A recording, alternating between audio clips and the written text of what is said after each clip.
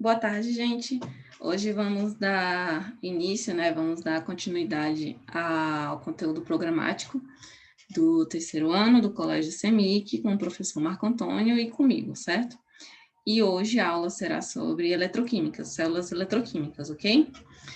Deixa eu compartilhar aqui com vocês, então. Prontinho. Então, vamos lá. Hoje a aula será sobre células eletroquímicas. O que está acontecendo aqui? Tem um ramo da química em que a gente estuda sobre correntes elétricas, transferências de elétrons, certo? E aí, esse ramo da química, ele vai estudar exatamente sobre a transformação de energia química em energia elétrica e também vice-versa, ok? E aí, a gente sabe, por exemplo, que existem energias químicas e energias também as mecânicas, ok? E o que vai acontecer? Esses processos de corrente elétrica também, por exemplo, as mecânicas são, por exemplo, geradores elétricos, e as químicas são, por exemplo, pilhas e baterias elétricas, ok? Então, o que é eletroquímica? É um ramo da química que estuda o fenômeno de transferência de elétrons para a transformação de energia química em energia elétrica, certo? E aí eu vou iniciar o estudo com vocês perguntando o que é corrosão, o que vocês entenderiam como corrosão. Aqui a gente tem algumas fotos, de uma grade, de um monumento, aqui no caso, que está enferrujando, está sofrendo um processo de corrosão aqui. E aí, o processo de corrosão, ele vai ser, na verdade, é um processo resultante da ação do meio sobre um determinado material, ou seja, ele está se deteriorando, certo? E aí, essa deteriorização dos metais, ela é provocada, na verdade, por processos eletroquímicos, que vão ser a partir de reações de oxirredução, ok? Que é o que a gente vai ver hoje na aula. Aqui tem uma fotinho para a gente ver, como é que pode ocorrer, então, a deteriorização desses metais, que pode ser a destruição aqui, no caso, total, parcial, superficial, ok? Ou estrutural dos materiais. E aí, a gente também inicia com a pergunta: em qual dispositivo presente no nosso cotidiano podemos observar esse fluxo de elétrons que ocorrem nessas reações de oxirreduções que a gente não sabe ainda, que eu não falei ainda. Mas como eu estava falando para vocês, a gente tem... Como que a gente produz essas correntes elétricas, certo? Como é que é produzida a corrente elétrica? Para a produção de corrente elétrica, existe dois processos principais. Esses dois processos principais, a gente tem quais? Os mecânicos e os químicos. Como eu falei no início da aula, os mecânicos são dos geradores elétricos e os químicos são de pilhas e baterias elétricas, certo? Então, por exemplo, essas pilhas e baterias, elas vão transformar a energia química em energia elétrica. Por exemplo, a pilha que a gente utiliza numa calculadora convencional, a bateria do nosso celular, certo? Também é um tipo usado, a gente usa no nosso dia a dia. E aí, a gente vai ver agora sobre a reação de oxirredução espontânea. O que acontece? Vamos fazer um experimento aqui. A gente vai pegar uma solução aquosa de sulfato de cobre e introduzir uma lâmina ou chapa de zinco, ok? Após algum tempo, a gente vai perceber que essa chapinha de zinco, ela vai estar com uma coloração diferente, certo? Vai estar sendo depositado alguma coisa nessa chapinha de zinco. E aí, o que está acontecendo aqui é essa reação de oxirredução. E pelo fato dela ser espontânea, que não vai ter calor, não vai ter energia necessária para poder acontecer essa reação, certo? Ela é espontânea. E aí, o que vai acontecer? Com o tempo, o cobre vai estar sendo depositado nessa chapinha de zinco. E o zinco vai estar sendo o quê? Liberado para essa solução de sulfato de cobre. Então, vai ter menos solução, quer dizer, essa solução vai ter menos sulfato de cobre e um pouco mais de sulfato de zinco, pelo fato de estar o quê? Saindo o zinco da chapinha para o zinco da solução. E o que acontece? A reação global vai ser Zn, zinco mais cobre 2, dando zinco mais 2 mais cobre. Percebam que a gente está com zinco sólido, que é a chapinha de zinco, e vai ter também o zinco aquoso, que é aquele que vai ser liberado para a solução onde estava o sulfato de cobre. E a gente tem o cobre mais 2 aquoso, que vai sair da solução, indo para cobre sólido, que é o cobre que vai ser depositado nessa chapinha de zinco, ok? Certo. Entendi. Sei como é uma reação de oxirredução agora. Mas o que é exatamente a reação de oxirredução? Elas são reações que vão envolver transferência de elétrons. Então, o que está acontecendo aqui nesse nosso experimento?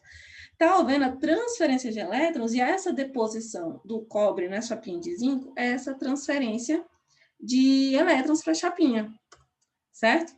E elas vão ocorrer simultaneamente, ao mesmo tempo, tanto a reação de redução, tanto a reação de oxirredução. Para isso, a gente precisa entender como que eu tenho um zinco com um expoente aqui 0, certo? Saindo para um zinco com expoente mais 2. O que seria esse 0, esse mais 2, tem mais 3, tem mais 4, certo? O que é isso? É o que a gente chama de NOx, que é o número de oxidação. O que acontece? Ele é a própria carga do íon, ok? E ele vai ser o número de elétrons em que aquele átomo vai ganhar ou vai perder. Então, o que acontece? Toda espécie química ela vai ganhar ou vai perder elétrons. Eles necessitam ter essa troca, entendeu? E quando aquela espécie química perde aquela quantidade de elétrons, ela está passando por um processo de oxidação. Que então o NOx, ele fica maior, ele fica o quê? Positivo, certo? E já a espécie química que vai receber esses elétrons, ele passa por uma redução. E o que vai acontecer? Ele vai ficar com NOx menor, não necessariamente é negativo, ok? Esse vai estar com menor. Então, você vai conseguir identificar um NOx maior e um NOx menor. Ok. E no nosso cotidiano, como a gente utiliza essas pilhas elétricas, uma pessoa chamada Daniel, né, que é a pilha de Daniel, ele pensou um sistema em que a energia química ela vai ser transformada em energia elétrica espontaneamente. Ele pensou em um processo montado, que é a pilha de Daniel, entendeu? E o Daniel, que ele tem como nome John Frederick Daniel, ele é um químico e meteorologista inglês, certo? E o que acontece? Nessa pilha, ele interligou 2 eletrodos, certo? Em um sistema constituído por um metal que estava imerso em uma solução aquosa de um sal formado pelos cátions desse metal. Como assim? Vamos entender melhor. Por exemplo, se você está mexendo com o zinco, então o sulfato de zinco tem que estar presente naquela solução. Por quê? O cátion, o zinco, eles têm que estar presente na solução. Se eu estou mexendo com a solução com cobre, o sulfato de cobre tem que estar na minha solução, porque eu estou mexendo com cátion, cobre. É isso que ele quis dizer, certo? E aí, quando ele montou essa pilha que a gente está vendo aqui, ele interligou uma chapa de zinco metálico com uma chapa de cobre metálico. E entre elas, existe uma porcelana porosa, que no caso a gente chama de ponte salina, que é onde vai ocorrer a transferência de elétrons de um lado para o outro e vice-versa. Que é a célula, né? Que a gente chama de célula galvânica aqui. E aí, quando você adiciona a solução de sulfato de zinco e adiciona uma chapinha de zinco, a gente vai estar ocorrendo nesse momento um processo que ele vai estar perdendo o zinco e o zinco está indo para a minha solução. Ao mesmo tempo que do lado do cobre, o cobre vai estar o quê? Se depositando na minha chapinha de cobre. Do meu lado esquerdo, eu tenho um eletrodo negativo, que a gente chama de ânodo, e do meu lado direito, eu tenho um eletrodo positivo, que a gente chama de cátodo. Eles vão estar interligados com um voltímetro, porque, lembra? Energia química transformada em energia elétrica. Então, esse voltímetro vai medir a quantidade de energia que vai estar o quê? Sendo medida naquele processo, ok? Aqui está um desenho melhor para vocês entenderem. O zinco está sendo liberado, certo? Para a solução. E o cobre está sendo depositado para a minha chapinha de cobre. E o fluxo dos elétrons sai do ânodo para o meu cátodo. Direção zinco, cobre. Certo. Então, como que eu vou montar as minhas semi-reações de oxidação e de redução? Então, nesse processo, a gente vai ter simultaneamente a ocorrência de duas reações, certo? Das seguintes reações. A reação de oxidação, que eu vou sair de zinco 0 e indo para zinco mais 2. Então, eu tenho a chapa cobre aqui, eu vou sair de 0 para mais 2. Eu estou do lado do ânodo, negativo. E eu vou ter a reação de redução, que eu vou ganhar. No caso, eu vou depositar, o cobre está sendo depositado naquela minha chapinha de cobre, então é cobre sendo depositado na chapinha de cobre, certo? E eu vai estar ocorrendo a semi-reação de redução, ou seja, ele está ganhando elétrons. Lembrando que na química, negativo ganha e positivo perde. Então, zinco está liberando 2 elétrons, certo? E o cobre está o quê? Ganhando 2 elétrons. Reação global, são os reagentes produtos dos dois lados, e a gente vai ter aquela reação inicial da reação de oxirredução, que é zinco mais cobre 2, dando zinco mais 2 mais cobre, pelo fato de ter cortado aqueles 2 elétrons pela minha reação. Ok? E aí, convencionou-se dessa maneira para a gente poder esquematizar a pilha de Daniell. Do lado esquerdo, a gente vai representar o ânodo, que são o eletrodo negativo, onde está ocorrendo a minha oxidação. E do meu lado direito, eu vou representar o cátodo, que é o eletrodo positivo, em que está ocorrendo a redução. Ok? E muitas vezes a gente coloca as concentrações também dos cátions, certo? Que é o que está escrito aqui. Que devem ser indicados os metais que formam os eletrodos, as soluções com as respectivas concentrações e a temperatura do funcionamento da pilha, ok? Então, vamos fazer um exercício bem rapidinho aqui para a gente. Bom, convencionou-se também, não falei aqui, né? O que seria essas duas barrinhas aqui no meio? Elas são a parede porosa, que é a nossa ponte salina, que vai separar as nossas duas células, nossas duas soluções, do ânodo e do cátodo, ok? Do negativo e do positivo. E aí, tá, beleza, aqui um exercício, então. Vamos lá, quem vai sofrer oxidação? Oxidação, ele vai estar perdendo elétrons, ok? Então, o seu NOx, que é o número, vai ficar maior. Então, veja bem, do meu lado esquerdo, que eu tenho um ânodo, está saindo do CO0 para o CO2+. E do meu lado direito, eu tenho AU, ouro, 3+, indo para AU0. Então, meu cobalto, eu falei cobre, né? Cobalto vai estar saindo do 0 para o +2. Então, ele está aumentando o seu número de oxidação, que é o seu NOx. Então, quem vai sofrer oxidação é o cobalto. Quem vai sofrer redução? Quem está ganhando, então, quem está reduzindo o seu NOx, que é quem? O AU3+, que é o ouro. Então, quem é o eletrodo positivo ou o cátodo? Vamos lembrar a pilha de Daniell? Do meu lado esquerdo eu tenho o ânodo, do meu lado direito eu tenho cátodo. Quem está do meu lado direito, após a minha parede porosa, que é a minha ponte de salina, é o meu ouro, 3+, indo para ouro, 0. Ouro. E qual é o eletrodo negativo? No lado esquerdo da célula galvânica. Que eletrodo será gasto?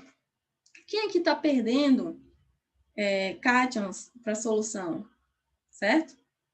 É sempre o lado do meu ânodo, do meu lado negativo, que é quem? O cobalto. E qual dos eletrodos terá sua massa aumentada? Ou seja, quem está sendo depositado na plaquinha de ouro? É o próprio ouro. Certo, gente? E aí, eu vou deixar uma atividade para os meus alunos que se chama a atividade Investigando a Formação da Ferrugem. O que vai acontecer? Inventei uma pequena historinha aqui E vamos ler juntos, ó. Depois de 2 anos morando em Brasília, voltei à minha cidade para fazer uma visita e curtir as suas maravilhas, certo? Estava um dia de sol e minha irmã Camila, resolveu pegar a bicicleta que estava guardada no quarto dos fundos para dar uma volta no parque. Para surpresa dela, a bicicleta estava enferrujada e eu a proibi de utilizar. Porém, ela, com muita vontade de realizar seu passeio, decidiu alugar uma. Ao chegar à loja, ela contou que ficou intrigada devido a nenhuma daquelas bicicletas expostas estarem enferrujadas. Assim, questionou o vendedor o porquê de não apresentarem nenhuma marca de ferrugem, visto que são mais antigas que a bicicleta dela, no caso. O vendedor prontamente respondeu ela dizendo: acredito que o motivo de não apresentarem ferrugem é em virtude de serem utilizadas com mais frequência que a sua, que ficou parada em um quartinho por muito tempo, ok? Então, a partir desse textinho, vocês, alunos, vão responder para mim essas 5 perguntinhas. Vocês acham que a resposta do vendedor faz sentido o que ele achava? Qual a diferença entre a bicicleta da irmã e a que ela alugou? Quais elementos fizeram com que a ferrugem tenha se formado? O que é ferrugem e como ela ocorre, como a gente falou no início da aula? Após a discussão da situação acima, eu quero que vocês equacionem a reação química da formação da ferrugem, ok? Que também a resposta está toda na aula aqui da live, ok, gente? Então, eu conto com vocês nessa atividade, vou postar lá no Moodle, ok? E a gente vai conversando por lá. Obrigada e até a próxima aula, certo? Tchau, gente!